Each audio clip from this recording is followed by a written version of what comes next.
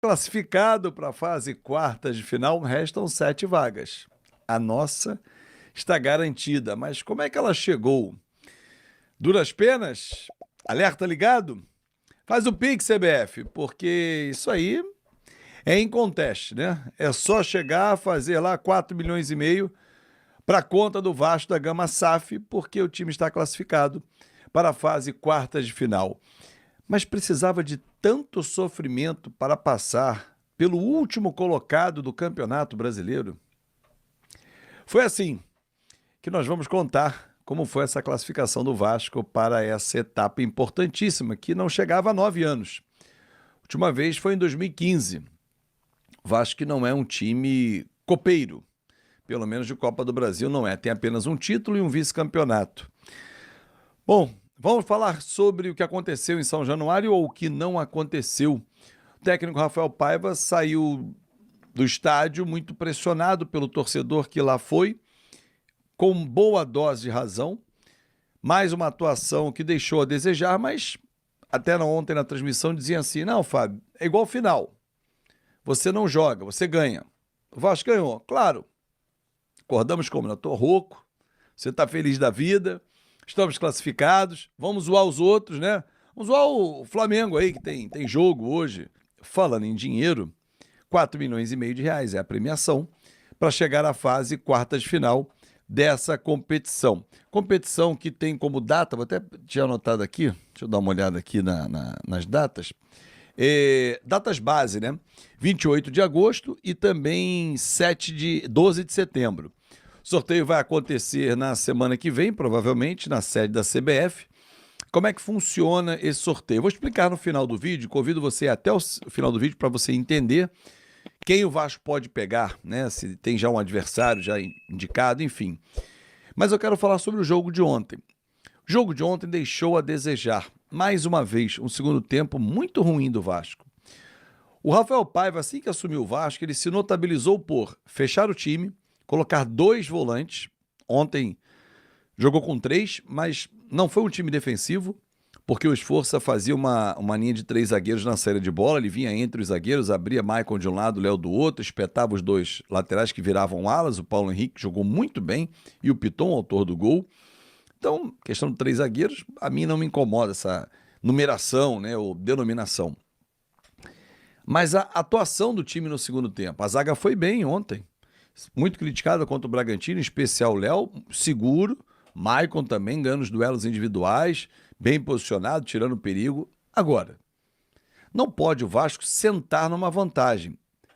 Aliás, tem sido uma característica do Vasco, quando sai na frente, sentar na vantagem. Não é um time ambicioso. O Vasco não é um time ganancioso. Ele faz um gol, tá legal, vou ficar aqui sentado. Se o adversário não vier, não me incomodar, eu levo 3 pontos. E se o adversário incomodar e passar por cima, vira o jogo ou arranca o empate, que foi o caso do Red Bull Bragantino. Se o Atlético Goianiense fosse R$ 2 melhor, esquece, tinha atropelado o Vasco passado. Ou ido para os pênaltis, e aí quem bateria pênalti? Paê tinha sido substituído, Piton pediu para sair. E aí? Então, o Rafael Paiva, que se notabilizou quando ele chegou ao Vasco por fechar a casinha, aproximar as linhas, fazer um time sair em velocidade, isso não tem acontecido. O time anda espaçado, sem criatividade, sem ganância, e não era esse o time. Ah, mas o Coutinho chegou, o Souza, o Alex Teixeira. Bom, o Coutinho tá machucado, o Alex Teixeira também. O Souza ficou no banco ontem e nem entrou. Então, assim, não dá para entender essa questão. E ele tem pouco tempo para recuperar para o jogo com o Fluminense, que é sábado à noite no Newton Santos. O Fluminense que vem de 4 vitórias seguidas no Brasileiro. E o Vasco vem de 3 resultados ruins. 2 derrotas e um empate. Pô, mas se tivesse vencido ontem bem, dava um ânimo. Sim, mas não venceu bem. Venceu, mas não convenceu. Por isso, o sinal de alerta, para mim, está ligado. E precisa rapidamente apresentar evolução. Senão, toma um sapeca, daqui a pouco entra na zona de rebaixamento. Quem o Vasco pode pegar na próxima fase? No sorteio da Copa do Brasil, da fase quartas final, vai ser igualzinho às oitavas. Os classificados todos no mesmo pote. Ah, mas se os 3 do Rio também se classificarem. Podemos ter 2 clássicos. Claro que em dias alternados. Mas pode. Aliás, para o primeiro jogo da fase quarta de final, Paulo Henrique está fora, suspenso.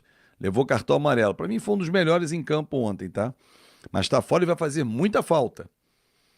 Agora, uma coisa é certa, torcedor. Se a gente tem um adversário ontem da qualidade dos que podem classificar para a fase quarta de final, a gente não tinha chegado nela. Logo, precisa ficar muito atento. As 8 bolinhas vão para o mesmo pote, sorteio o primeiro confronto, sorteio o segundo, terceiro e o quarto. Aí sim, os confrontos já são indicados. Por exemplo, primeiro confronto, vencedor do primeiro confronto pega o vencedor do segundo confronto, do terceiro quarto, do primeiro quarto, segundo terceiro, enfim. Isso já vai ser direcionado lá no sorteio da CBF. Agora não, agora todo mundo vai para o mesmo pote. Então é isso aí, rapaziada. Ficamos por aqui com mais um vídeo aí do Vasco, né? O Vasco aí que venceu por 1-0 o Atlético Goianiense, resultado apertado. A equipe acabou deixando muitas brechas, né, para o Atlético Goianiense. Eu acho que o Vasco jogou mal, mas fez o seu dever de casa, vencendo e se classificando. Acho que chega nas quartas de finais, que já fazia um bom tempo que não disputava as quartas de finais da Copa do Brasil. Agora alcança essa fase, recupera aí, ganha 4 milhões em premiações, né? Muito bom aí esse dinheiro para ajudar a manter o clube, né?